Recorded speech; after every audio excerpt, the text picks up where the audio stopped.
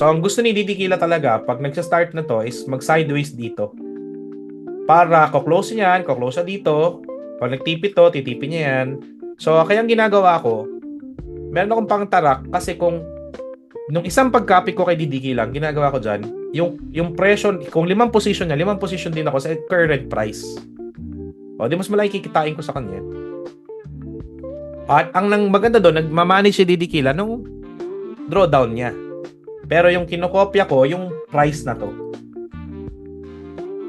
O, in the same way naman sa Izanag, sa shadow technique, ang goal ko, pag nag-level 5 and above na yung position ko, ma-manage ko na yan, break even or small loss, move on to the next trade, move on to the next pair.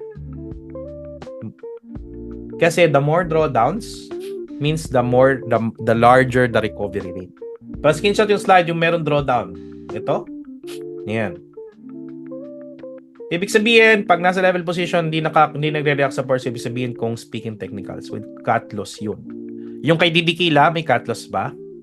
Wala. Si Didikila na bahala doon, mag-manage. Pero yung shadow technique ko na ibig sabihin mina-manage, maglalagay ako ng extra position, yun yung may cut loss.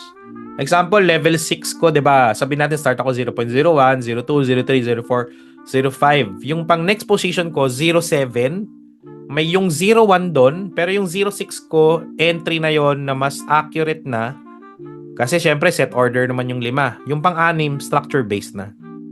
Tapos 07 may cut loss yung pang-6. Para pag nag-recover siya mabilis.